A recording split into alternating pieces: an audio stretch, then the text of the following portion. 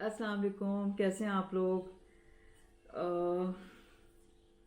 काफ़ी दिन के बाद मैं दोबारा आपके पास एक लेक्चर लेके आई हूँ क्योंकि मुझे कुछ मेरे कंप्यूटर में कुछ प्रॉब्लम हो गया था तो मैं अपलोड नहीं कर पाई थी। तो अब इंशाल्लाह फिर हम उसको मैं रेगुलर करती रहूँगी। तो आज मैंने जो आपका मेडिसिन का लेक्चर है, मैं चाह रही हूँ कि पोस्ट ग्रेजुएट स्टूडेंट्स जो है ना वो उसको अच्छे से ज़रा सुने, क्योंकि नेक्स्ट मैं कोविड-19 का फिर केस आपसे डिस्कस करूँगी। तो उससे पहले पहले तो आपको नमूनिया ही अच्छी तरीके से आना चाहिए ना, क्योंकि वो एटिपिकल नमूनिया कोरोना वायरस में हो रहा होता है, क्या हो रहा होता है, वो सब आपको बहुत अच्छे से आना चाहिए। क्योंकि हो सकता है बल्कि पूछना भी चाहिए। अब जो एग्ज़ाम लोग दे रहे हैं उसमें ये जो कोरोना पेंडेमिक हुआ है तो उसमें से तो सवाल तो आना चाहिए कोरोना वायरस इन्फेक्शन का, है ना। तो पहले नमूनिया आप समझ लें अच्छे से बहुत, फिर उसके बाद हम कोरोना वायरस का कोविड-19 का केस डिस्कस करेंगे, ठीक है।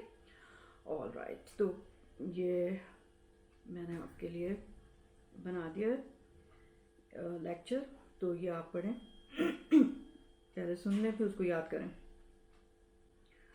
Pneumonia is an infection of pulmonary parenchyma. Classification अब उसकी कैसे होती है? The potential involvement of multi drug resistant pathogens has led to a revised classification system in which infection is categorized as number 1 community acquired pneumonia CAP, number 2 healthcare associated pneumonia HCAP, और उसको सब categorize किया है as number 1 hospital acquired pneumonia HAP and ventilator associated pneumonia VAP, ठीक है। तो ये आपको बहुत अच्छे से क्लासिफिकेशन आना चाहिए। पैथोफिजियोलॉजी क्या है? Pneumonia results from the proliferation of microbial pathogen at the alveolar level and the host response to pathogens. Number 2 मतलब ये कि दो चीज़ें हैं इसमें, एक तो प्रोलिफरेशन हो रही है पैथोजन की एल्वियोलाई में, और दूसरे होस्ट का रिस्पॉन्स कैसा है, ठीक है। तो होस्ट का रिस्पॉन्स यानी कि अगर वो इम्यूनो कॉम्पिटेंट है, इम्यूनो सप्रेस्ड है, तो उससे बहुत ज़्यादा फिर नमूनिया की सिवियरिटी में फर्क पड़ता है। फिर microorganisms gain access to the lower respiratory tract in several ways. अब कैसे पहुंच जाते हैं आप देखें। Number 1 the most common is by aspiration from the oropharynx. Small volume aspiration occurs during sleep and in patient with decreased level of consciousness। मतलब ये कि वैसे भी ड्यूरिंग स्लीप ओरोफेरिंक्स में स्मॉल वॉल्यूम एस्पिरेशन हो रही होती है, लेकिन जिन लोगों का कोमाटोज हैं, जो ऑल्टर्ड लेवल ऑफ कॉन्शियसनेस है, उनमें तो बहुत ज़्यादा हो जाता है फिर। Number 2 many pathogens are inhaled as contaminated droplets, ठीक है, जो कोरोना वायरस में हो रहा है। रेयरली नमोनिया अकर्स, नंबर 3 जो है, via the haematogenous spread. Mitral endocarditis हुआ है तो ये मतलब बहुत रेयर है कि हेमाटोजिनस स्प्रेड हो जाए लंग में। Number 4 by contiguous extension from an infected pleura और मेडियास्टिनल स्पेस। अब अगर कोई प्लूरा में या मेडियास्टिनल स्पेस में इन्फेक्शन हुई है और वहाँ से वो डायरेक्टली इन्वेड कर दे एल्वियोलाई में, तो नमूनिया हो जाएगा। होस्ट डिफेंस, अब पहला तो आपने बैक्टीरियल प्रोलिफरेशन पढ़ ली एल्वियोलाई में, अब दूसरा जो सिवियरिटी ऑफ निमोनिया का एक बहुत बड़ा फैक्टर है ना, वो होस्ट डिफेंस है। तो mechanical factors are critically important for host defence. Number 1 the hair in the terminates of the nares catch larger inhale particles before they reach lower respiratory tract. अब अल्लाह मैंने इतने ज़्यादा हमें प्रोटेक्टिव मैकेनिज्म दिए हुए हैं। नोज़ में हमारे जो टर्मिनेट्स में हेयर हैं वही फॉरेन बॉडी या बैक्टीरिया को ट्रैप कर लेते हैं और नीचे नहीं जाने देते। Number 2, the branching architecture of the tracheobronchial tree traps the particles on the airway lining। अब जो tracheobronchial tree का पूरा आर्किटेक्चर है वो ही ऐसा है कि मतलब वो कहीं फंस ही जाएगा ना, बैक्टीरिया नीचे तक ना पहुंचे, ऐसा ऐसा है। Number 3, the gag reflex and the cough mechanism offer critical protection from aspiration। अब जाहिर बात है कि हमारा गैग रिफ्लेक्स है, कोई भी अगर फॉरेन बॉडी आ जाए, कुछ आ जाए, तो हमारी ये प्रोटेक्टिव मैकेनिज्म, इससे हम एक्सपेल कर देते हैं जिनका ये सही चल रहा है, ठीक है। Number 4 normal flora adhering to the mucosal cells of the oropharynx prevent pathogenic bacteria from binding. यानी कि जो हमारा नॉर्मल फ्लोरा है वो ही बाइंड नहीं करने देता बैक्टीरिया को। तो इतनी सारी चीज़ें हैं जो प्रोटेक्ट कर रही हैं। अब इनमें अगर कोई मसला होगा तो जो है बैक्टीरिया बहुत आसानी से हमारे एल्वियोलाई में पहुंच सकते हैं। When these barriers are overcome, resident alveolar macrophages are extremely efficient at clearing and killing the pathogens. अब देखें, अगर इनसे वो बैक्टीरिया ओवरकम भी हो जाए और आ जाए फिर भी, तो वहाँ पे एल्वियोलर मैक्रोफेजेस हैं हमारे, ठीक है, अल्लाह मैंने रखे हुए हैं कि वो ही इतने एफिशिएंट हैं कि वो किल कर देंगे पैथोजन को। Once engulfed, the pathogens, even if they are not killed by macrophages, are eliminated via either the mucociliary elevator or the lymphatics and no longer represent an infectious challenge. ठीक है, अगर किल नहीं भी हो रहे हैं तो भी मैक्रोफेज जो है वो एफिशिएंटली एलिमिनेट कर देता है म्यूकोसिलियरी एलिवेटर के थ्रू, लिम्फेटिक्स के थ्रू, और इन्फेक्शन नहीं नीचे पहुंचता। Only when the capacity of the alveolar macrophages to ingest or kill the microorganism is exceeded does clinical pneumonia manifest. अब उसकी भी तो कोई हद नहीं, हद है ना, कि मतलब अगर कोई बैक्टीरिया इतना विरुलेंट आ जाए कि वो सब बैरियर्स को ओवरकम भी कर ले और जो है इतना ज़्यादा बैक्टीरिया हो कि वो जितने मैक्रोफेजेस हैं एल्वियोलर मैक्रोफेजेस, तो वो जाहिर है उसके लिए कमी पड़ जाएंगे, तो वो बाकी रह जाएगा वो बैक्टीरिया या वायरस जो भी है, तो वो पहुंच जाएगा एल्वियोलर में और वो फिर नमोनिया कर देगा। पैथोजेनेसिस आप देखें, in this situation alveolar macrophages initiate an inflammatory response. The host inflammatory response rather than the proliferation of microorganisms trigger the clinical response of pneumonia. अब देखें, जो होस्ट इन्फ्लेमेटरी रिस्पॉन्स है ना, उसकी वजह से नमोनिया की सिवियरिटी होती है, बजाय इसके कि माइक्रो ऑर्गेनिज्म जो प्रोलिफरेट कर रहे थे। एक दफ़ा बस आ गया माइक्रो ऑर्गेनिज्म और उसने जो इन्फ्लेमेटरी रिस्पॉन्स होगी उसकी वजह से फिर खराबी होगी सारी। Release of the inflammatory mediators such as interleukin 1, IL-1 and tumour necrosis factor TNF results in fever. ठीक है, जाहिर है कि हाई ग्रेड फीवर होता है नमोनिया में, एक्यूट हिस्ट्री होती है। Chemokines such as interleukin 8 and granulocyte colony stimulating factor stimulate the release of neutrophils and their attraction to the lung, producing both peripheral leukocytosis and increase purulent sputum. ठीक है, तो ये चीज़ें होने लगेंगी। फिर ज़ाहिरी बात है कि सारे जो कीमोकाइंस की वजह से न्यूट्रोफिल्स भी वहाँ पे आने लगेंगे और फिर वो जो उनकी इन्फ्लेमेटरी रिस्पॉन्स है, पेरिफेरल ल्यूकोसाइटोसिस हो जाएगा, इंक्रीज पर्युलेंट स्प्यूटम होने लगेगा। फिर inflammatory mediators create capillary leak which is localised initially. अब ज़ाहिरी बात है, आपको सारे इन्फ्लेमेशन के वो तो पता है ना कि भाई क्या क्या होगा, कि कंजेशन हो जाएगी, कैपिलरीज डायलेट हो जाएंगी, लीक करने लगेंगी।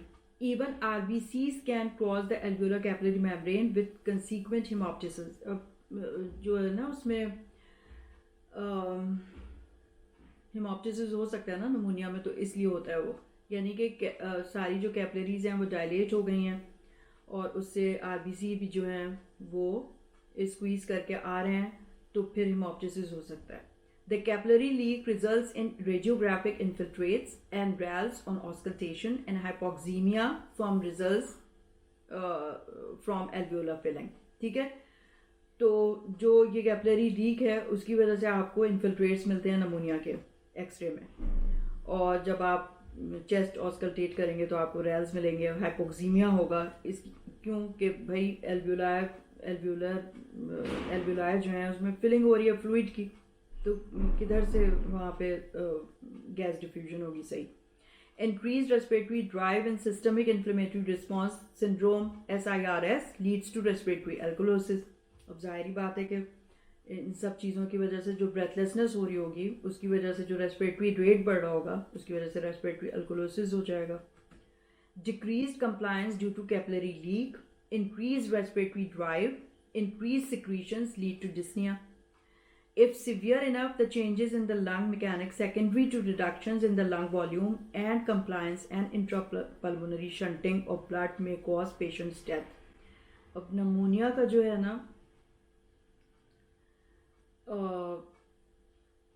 बहुत मतलब अंडर एस्टिमेट कर लेते हैं हम पेशेंट को देख के कि बस नमूनिया तो है, ठीक हो जाएगा एंटीबायोटिक से। अरे भाई मतलब कितना आप देखें कि सडन डेथ हो सकती है नमूनिया में। अब ये सारी चीज़ें हो रही थी तो उसके लिए फिर कर्व 65 स्केल बनाया, स्कोरिंग सिस्टम होना चाहिए। वहीं बैठे बैठे आप अगर पेशेंट आया ओपीडी में या इमरजेंसी में आपने देखा तो आप वहीं पे उसकी वो सारी चीज़ें देख लेंगे, भाई कहाँ पे एडमिट करना है उसको, वार्ड में करना है, ओपीडी में वो हो जाएगा ट्रीट, या फिर आपको सीधा आईसीयू में लेके जाना। बड़ा गलत कर रहे होते हैं हम लोग, तो ये बहुत डेंजरस है, फेटल होता है नमोनिया। तो अभी आगे आएगा, मैं बताऊंगी आपको स्कोरिंग कैसे करते हैं और फिर डिसाइड करते हैं कि कहाँ पे पेशेंट को एडमिट करना है या ओपीडी में ट्रीट करना है या आईसीयू में जाना है उसको, ठीक है। अब पहले देख लेते हैं कम्युनिटी एक्वायर्ड नमोनिया, उसकी aetiology, bacteria, viruses, fungi and protozoa. Newly identified pathogens include coronaviruses, hantavirus responsible for SARS, severe acute respiratory distress syndrome and community acquired strains of methicillin resistant staphylococcus aureus, ठीक है, मरसा जिसे हम कह रहे होते हैं। फिर typical pathogens कौन कौन से हैं? Streptococcus pneumoniae, Haemophilus influenzae, Staphylococcus aureus, also methicillin resistant Staphylococcus aureus, Klebsiella pneumoniae, Pseudomonas, aeruginosa. तो ये टिपिकल पैथोजन है, ठीक है। एटिपिकल कौन से हैं? Including viruses, influenza virus, respiratory syncytial virus, adenovirus, coronavirus, भूल ही गई मैं इसमें लिखना, कोरोना वायरस सबसे पहले लिखें। फिर माइकोप्लाज्मा नमूनी, पहले तो एटिपिकल, ये सारे के सारे एटिपिकल है ना, तो इसमें वायरसेस में coronavirus, influenza virus, respiratory syncytial virus, adenoviruses. फिर दूसरा atypical mycoplasma pneumoniae, number 2 chlamydia pneumoniae, number 3 Legionella, pneumophila and viruses. अच्छा इधर लिख दिया मैंने, respiratory syncytial virus, influenza virus, adenovirus, corona फिर भी नहीं लिखा। Health care associated pneumonia, pneumonia which develops after 48 hours or more of hospitalization or hospitalization for 2 or more days in prior 3 months, nursing home residents or extended care facility residents, IV antibiotic therapy in preceding 3 months, chronic dialysis of family member with multi-drug resistant infection। देखें आप 48 hours और मोर hospitalisation अगर हुई भी है और फिर जो है नमूनिया आप कर रहे हैं तो ये हेल्थ केयर एसोसिएटेड नमूनिया होगा, ठीक है। पहले जब पेशेंट एडमिट हुआ था तो नहीं था, उसको किसी और कंप्लेंट के साथ वो आया था, लेकिन 48 आवर्स के बाद जब हॉस्पिटलाइज हुआ तो उसको नमूनिया हो गया, ठीक है। या प्रायर 3 मंथ्स उसकी कोई हॉस्पिटलाइजेशन थी या नर्सिंग होम का रेजिडेंट था या उसको एंटीबायोटिक आईवी मिल रही थी प्रोसीडिंग 3 मंथ्स में, chronic dialysis, family member with MDR infection, इन सब में जो है ना हेल्थ केयर एसोसिएटेड नमूनिया हम उसको लेबल करते हैं। हेल्थ केयर एसोसिएटेड नमूनिया फिर दो में डिवाइड सब कैटेगराइज कर लिया आपने। एक है हेल्थ एक्वायर्ड नमूनिया और दूसरा है वेंटिलेटर एसोसिएटेड नमूनिया, बहुत ही कॉमन है जो पेशेंट वेंट पे होते हैं। कम्युनिटी एक्वायर्ड मैंने बाद में लिखा है तो आप पहले ये देख लीजिए। वेंटिलेटर एसोसिएटेड नमूनिया की इटियोलॉजी क्या है? Both multi drug resistant and non multi drug resistant pathogens. Non multi drug resistant group is identical to the pathogens found in severe community acquired pneumonia. कौन से हैं? Streptococcus pneumoniae, Haemophilus influenzae, E coli, Klebsiella pneumoniae and Proteus. तो ये आपके finger tip में होना चाहिए हमेशा, कोई भी आपसे पूछ ले आपको आना चाहिए। एमडीआर पैथोजेंस कौन से हैं? सूडोमोनास और aeruginosa, methicillin resistant Staphylococcus aureus, Klebsiella, Legionella, pneumophila, Aspergillus, Burkholderia, cepacia. Risk factors क्या है? Most obvious risk factor is the endotracheal tube, जाहिर है वेंटिलेटर एसोसिएटेड है। Endotracheal tube which bypass the normal mechanical factors preventing aspiration, ठीक है। तो वो सारे जो आपने मैंने अभी आपको बताया था ना पहले, जो प्रिवेंट करते हैं वो ही ओवरकम हो जाते हैं इस एंडोट्रेकियल ट्यूब की वजह से, तो आसानी से बैक्टीरिया चला जाएगा एल्वेलाई में। एपिडेमियोलॉजी ऑफ नमूनिया की। नमूनिया is a common complication among patients requiring mechanical ventilation, highest hazard ratio between first 5 days to 2 weeks. Three factors are critical in the pathogenesis of ventilator-associated pneumonia. Number one, colonization of oropharynx with pathogenic microorganisms. Number two, aspiration of these organisms to respiratory tract. Number three, compromise of the normal host defense, जो सारे pneumonia में हो रहा है. Treatment of ventilator associated pneumonia. If no risk factor for MDR pathogen, VAP can be treated with same antibiotics used for severe community acquired pneumonia. यानी कि ceftriaxone 2 gram IV OD और moxifloxacin 400 mg IV OD, ciprofloxacin 400 mg IV BD और levofloxacin 700 mg IV OD और ampicillin sulbactam 3 gram IV 6 hourly और आर्टापेनम 1 ग्राम IVBT. ठीक है, तो जिस तरह आप सीवियर कम्युनिटी एक्वायर्ड नमोनिया हम ट्रीट कर रहे होते हैं वैसे ही आप कर लेंगे. Treatment with hospital acquired pneumonia with multi drug resistant pathogens, तो उसमें आप देंगे नंबर 1 बीटा लैक्टम, सेफ्टिजिडीम और सेफिपीम 2 ग्राम IVTDS और पिप्रसिलिन tazobactam 4.5 milligram IV 6 hourly plus a second agent active against gram-negative bacteria, gentamicin or tobramycin or quinolone, plus an agent active against gram-positive pathogens, linezolid or vancomycin 1 gram IVBT. ठीक है. Complications of ventilator-associated pneumonia, necrotizing pneumonia हो सकता है, Pseudomonas aeruginosa से, pulmonary hemorrhage हो सकता है, bronchiectasis हो सकता है, bronchiectasis.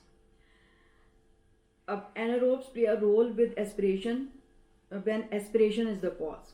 अब aspiration pneumonia अगर हुआ है तो उसमें anaerobes involve होते हैं. The combination of unprotected airway, for example, patients with alcohol or drug overdose or seizure activity and significant gingivitis constitute the major risk factor. Anaerobic pneumonia are complicated by abscess formation and significant parapneumonic effusions. इसमें हो सकते हैं. Risk factor of नमूनिया के क्या क्या होते हैं? Alcoholism and smoking. Number 2 asthma and COPD. Number 3 immunosuppression. Number 4 institutionalisation. Number 5 age more than 65 और 70. Number 6 dementia. Number 7 seizure disorder. Number 8 heart failure. Number 9 cerebrovascular accident. Number 10 HIV. Epidemiology क्या है? The incidence rates are highest at the extreme of age. For example, children less than 4 years and adults more than 60 years of age. Pneumonia is a common cause of morbidity and mortality. Clinical features क्या होते हैं? Range from mild to fatal in severity. Number 1 fever with rigors, sweats and tachycardia. Number 2 cough, non-productive or productive of mucoid, purulent or plaque-tinged sputum. Number 3 shortness of breath. Number 4 pleuritic chest pain, nausea, vomiting or diarrhea, fatigue, malaise, headache, myalgia and arthralgia. ठीक है, तो ये atypical नमूनिया में ये ज़्यादा ये चीज़ें होती हैं, जैसे वो वाला नमूनिया है ना, कौन सा, नीमोफीलिया वाला, उसमें ज़्यादातर ऐसी चीज़ें होती हैं. nausea, vomiting, diarrhea, fatigue, malaise, headache, myalgia and arthralgia. Diagnosis, is it pneumonia? पहले तो आप ये अपने आप से ही पूछना है कि नमूनिया है. हिस्ट्री एंड रेडियोग्राफ से समझ आएगा ना आपको. हिस्ट्री आपने लिए एक्यूट हिस्ट्री फीवर की 1 आध हफ्ते की 10 दिन की मिल रही है आपको. फीवर विद राइगर्स, टैकीकार्डिया आप देख रहे हैं उसको, ब्रेथलेसनेस हो रही है, कॉफ हो रहा है, थोड़ी सी हेमोप्टिसिस हुई है, तो फिर आपने फ़ौरन चेस्ट एक्सरे करा के देख लिया, उसमें इन्फिल्ट्रेट आपको मिल गया, नमूनिया कंफर्म हो गया. ठीक है, तो नमूनिया ही है, आपको लगा ये नमूनिया है. Number 2 what is the aetiology? अब ज़ाहिर है नमूनिया सिर्फ डायग्नोज कर लेना काफ़ी नहीं है. ग्राम स्टेन और कल्चर ऑफ स्पूटम भेजिए फ़ौरन. ठीक है, एंटीबायोटिक स्टार्ट करने से पहले जो है उसका स्पूटम का सैंपल GR और कल्चर के लिए भेज दें. ब्लड कल्चर भी करवा लेना चाहिए, वो भी एक कॉज मतलब है ना कि रेयरली ब्लड में भी होता है. Number 4 antigen test. अब Legionella, pneumophila antigen in urine and pneumococcal urine antigen. तो ये 2 हैं जिसमें एंटीजन आप इस तरह से कर सकते हैं. फिर पॉलीमरेज चेन रिएक्शन नंबर 5 जो है PCR for nucleic acid of Legionella and coronaviruses. ठीक है, तो कोरोना वायरस का जो टेस्ट हो रहा है आजकल वो PCR ही होता है ना, real time PCR nasal swab से जो होता है. Number 5 serology 4-fold rise in specific IgM antibodies is diagnostic. ठीक है, तो IgM एंटीबॉडीज एक्यूट फेज को इंडिकेट करेंगी, तो वो भी डायग्नोस्टिक होती हैं. फिजिकल एग्जामिनेशन फाइंडिंग्स क्या मिलेंगी? Very with the degree of pulmonary consolidation in the presence और एब्सेंस ऑफ प्लूरल फ्यूजन. अब हर एक में तो नहीं होता था प्लूरल फ्यूजन, अगर किसी में हो गया तो उसके आपको फाइंडिंग मिलेंगी. कंसोलिडेशन की फाइंडिंग मिलेगी. नंबर 1 इंक्रीज रेस्पिरेटरी रेट होगा, use of accessory muscles of respiration. ठीक है. Number 2 palpation of the chest may reveal increased or decreased tactile primitus and percussion note can vary from dull to flat, reflecting underlying consolidated lung and pleural fluid. Number 3 crackles मिलेंगे आपको, bronchial breath sounds and possibly pleural friction rub on auscultation. Number 4 confusion in the elderly or hypotension with septic shock, बिल्कुल जो fatal होगा उसमें आपको मिल सकता है. Differential diagnosis बहुत ज़रूरी है ना. Acute bronchitis, acute exacerbation of COPD, heart failure क्योंकि क्रैप्स आ रहे हैं और ब्रेथलेसनेस भी है. ठीक है, लेकिन फीवर वगैरह की हिस्ट्री तो नहीं होगी उसमें. पल्मोनरी एम्बोलिज्म उसमें भी ये सब ब्रेथलेसनेस, चेस्ट पेन, टाइटनेस और जो शॉक आ रहा होता है वो हो सकता है. Treatment of community acquired and site of care. अब साइट ऑफ केयर यानी कि कहाँ पे आपने एडमिट करना है नहीं करना है, OPD में देखना है, ये सब उसी वक्त आपको असेस करना होगा जब पेशेंट आपके पास आया है, चाहे आपने OPD में देखा है, चाहे जो है आप इमरजेंसी कॉल पे गए. Tools that objectively assess the risk of adverse outcomes, including severe illness and death, may minimize the unnecessary hospital admission. अब बिल्कुल माइल्ड केस है तो आप उसको स्कोर करें और बिला वजह के लिए फिर एडमिट ना करें ना. And help to identify patients who will benefit from hospital care. सिर्फ उन्हीं को एडमिट करें जिनकी इंडिकेशन बन रही है. They are 2 sets of criteria for making this decision. Number 1 pneumonia severity index PSI. Number 2 CURB 65 criteria, CURB 65 criteria. ठीक है, तो नमोनिया सिवियरिटी इंडेक्स में जो है ना वो ज़रा कॉम्प्लिकेटेड है. OPD में बैठे बैठे तो बहुत मुश्किल है कि आप कर सकें, कर्व कर लिया करें. निमोनिया सिवियरिटी इंडेक्स जो है, to determine PSI points are given to 20 variables. अब वेरिएबल्स ही इतने सारे हैं, कितने देखेंगे आप, including age, coexisting illness and abnormal physical and laboratory findings. अब इसमें तो बहुत सारी चीज़ें हैं ना, तो जाहिर है जब पहली विजिट में तो आप डिसाइड ही नहीं कर पाएंगे, क्या तो फिर एडमिट ही करें उसको. On the basis of resulting score, patients are assigned to one of the 5 classes with the following mortality rates. अब क्लास 1 अगर आ रहा है उन 20 वेरिएबल्स जो भी इसके हैं, अगर क्लास 1 में है पेशेंट तो 0.1% मोर्टेलिटी है. Class 2 0.6% mortality, class 3 2.8% mortality, class 4 8.2% mortality, class 5 29.2% mortality. इतनी हाई हो जाएगी. ठीक है, तो जो आसान है वो कर लीजिए, लेकिन ये इम्तिहान में पूछ लेंगे आपसे. Curve 65 criteria. The curve 65 criteria include 5 variables. ठीक है, ये आसान है. नंबर 1 कन्फ्यूजन, CURB है ना, उससे याद रखें. कर्व नंबर 1 कन्फ्यूजन अगर पेशेंट को हो रहा है. Number 2 urea more than 7 millimole पर लीटर, फ़ौरन आप टेस्ट करा के देखें. Number 3 respiratory rate more than 30, ये तो आप काउंट कर लेंगे फ़ौरन जब पेशेंट को आप एग्जामिन कर रहे हैं. नंबर 4 ब्लड प्रेशर, ये भी आप एग्जामिनेशन में देख लेंगे. Blood pressure systolic less than और equal to 90 millimetre of mercury और डायस्टोलिक लेस देन और equal to 60 millimetre of mercury. अगर किसी का 90/60 आ रहा है या उससे कम आ रहा है उसको तो फिर जाहिर बात है कि आपने एडमिट ही करना होगा. 65 एज अबव 65 ईयर्स और अबव. ठीक है, तो अब इसको कैसे स्कोर करेंगे. Score 0 30 day mortality. अगर कोई भी इसमें से नहीं है, यानी कि ना कन्फ्यूजन है, ना यूरिया बढ़ा हुआ है, ना रेस्पिरेटरी रेट बढ़ा हुआ है, ना ब्लड प्रेशर कम है, ना एज 65 प्लस है, तो 0 होगा स्कोर. 30 day mortality 1.5%. स्कोर 2 अगर दो कोई सी चीज़ें आ गई पॉजिटिव तो 30-day मोर्टेलिटी 9.2%, स्कोर 3 या उससे ज़्यादा 30-day मोर्टेलिटी देखें कितनी है 22%। Patient with score 0 can be treated outside hospital, यानी कि OPD बेस पे आप उनको फॉलो अप करा लें। Patients with score 2 should be admitted to the hospital ward. Patients with 3 or more score should be admitted in the ICU। सीधा सीधा पता है, मैंने शुरू में जब रेजिडेंसी मैंने स्टार्ट की थी ना, तो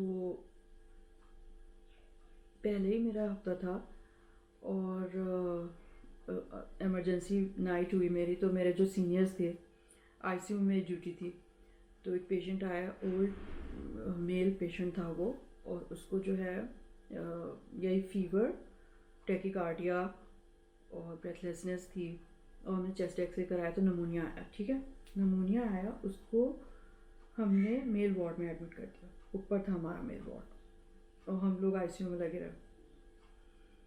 दूसरे दिन वो पेशेंट जो है ना सडनली वो एक्सपायर हो गया। बहुत मतलब ये कि जाहिर है, एक तो मतलब अटेंडेंट्स को तो हम उस वक्त बताएं ना जब हमें खुद पता हो।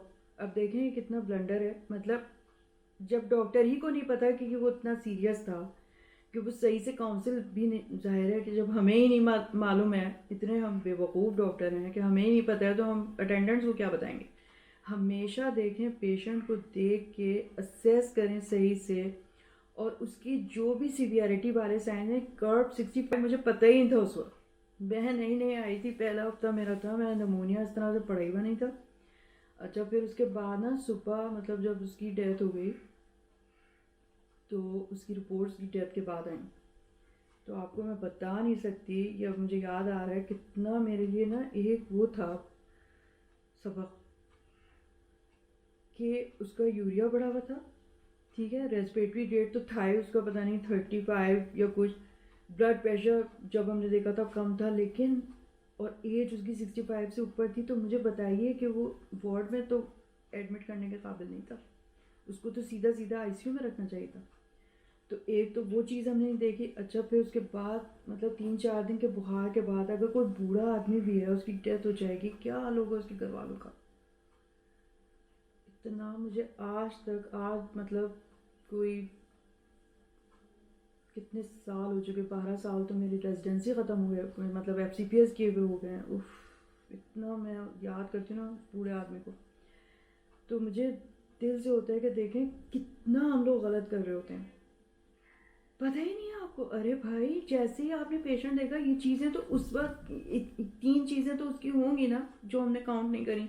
रेस्पिरेटरी रेट उसका 30 ज़्यादा होगा। नंबर 2, ब्लड प्रेशर उसका कम था अगर, तो 2 चीज़ें तो वैसे ही बन रही थी। एज 65 से थी, तो हमें यूरिया और कन्फ्यूजन की तो ज़रूरत ही नहीं थी उस वक्त, सीधी इंडिकेशन ICU की थी, लेकिन हमने ऊपर उसको मेल वार्ड में एडमिट किया। तो इतने बड़े सबक मिले ना मुझे, अब ना रिपीट करें फिर वो चीज़। और मतलब आपको खुद ही नहीं पता अगर, तो आप पेशेंट के अटेंडेंट को कैसे बताएंगे। मतलब डॉक्टर ही खुद हैरान रह गए कि डेथ कैसे होगी। ओह खुदा, it was a blunder, you know, never do it, it's very very important. कहाँ चले गए थे हम। हाँ, ट्रीटमेंट स्कोर हो गया।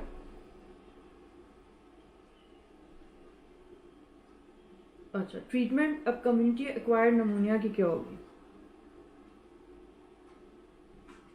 हाँ, कब स्कोर हो गया। Treatment of community acquired नमूनिया, antibiotic resistance is a significant problem that threatens to diminish therapeutic regime. Misuse of antibiotic result in increased antibiotic selection pressure that can affect resistance locally or even globally. अब मैं कहती हूँ patient जो हैं, ज़रा सा गला ख़राब हुआ खुद से एंटीबायोटिक खाने लगते हैं, डॉक्टर के पास जाना तो बिल्कुल नहीं, और अगर गए भी तो डॉक्टर मतलब ये कि कितना ये गलत है ना, बग़ैर आप ब्लड कल्चर कराए हुए, बग़ैर स्पूटम कल्चर कराए हुए आप एंटीबायोटिक दे देंगे, तो जाहिर है कि कितने रेजिस्टेंट बैक्टीरिया हो जाएंगे ना। The main resistance issue involve Streptococcus pneumoniae and MRSA. treatment of community acquired pneumonia, since the physician rarely knows the etiology of CAP. अब हमें क्या पता है इतने सारे पैथोजेंस हैं तो कौन सा उसमें होगा उस पेशेंट में, तो हमारा फ़र्ज़ ये बनता है कि हम उसकी सारे टेस्ट भेज दें, यानी कि ग्राम स्टेन, स्पूटम का DR कल्चर, ब्लड कल्चर, और उसके बाद एक ब्रॉड स्पेक्ट्रम जो आपको दिमाग में है कि भाई ये बैक्टीरिया से हो सकता है नमूनिया, तो उन ऐसी एंटीबायोटिक एम्पेरिक एंटीबायोटिक यूज़ करें जो उन सबको कवर कर ले. Since the physician rarely knows the etiology of community acquired pneumonia, the initial therapy is empirical and designed to cover the most likely pathogen. Streptococcus pneumoniae sensitive beta lactam antibiotic penicillin और macrolide इस्तेमाल करें. CA MRSA, trimethoprim, sulfamethoxazole, clindamycin and tetracycline in addition to vancomycin and linezolid. Gram-negative bacilli, fluoroquinolone और carbapenem. Empirical antibiotic treatment of community acquired pneumonia. Outpatients previously healthy जो हैं macrolide दें उनको, clarithromycin 500 milligram BID orally और doxycycline 100 milligram BID orally. For patients with comorbid जिनके साथ हैं, number 1 fluoroquinolone, moxifloxacin 400 milligram OD orally, और beta lactam amoxicillin 1 gram TDS और amoxicillin clavulanate 2 gram BID. Alternative ceftriaxone 1 to 2 gram IV OD, cefuroxime plus a macrolide. ठीक है, तो ये आपने फिर इसी तरह से ट्रीट करना है. जनरल ट्रीटमेंट क्या होगी? एडिक्वेट हाइड्रेशन होनी चाहिए, oxygen therapy for hypoxaemia. Number 3 assisted ventilation when necessary. Complications क्या हो सकती हैं नमूनिया के? Respiratory failure, shock, multi organ failure, bleeding diathesis, exacerbation of comorbid illness, metastatic infection, brain abscess, endocarditis, lung abscesses, pleural effusions, ये सब pneumonia की complication. Prevention, influenza vaccine और pneumococcal vaccine. ठीक है, ये 2 वैक्सीन से आप जितने ये वायरसेस वगैरह हैं उनसे आप वो कर सकते हैं. That's it.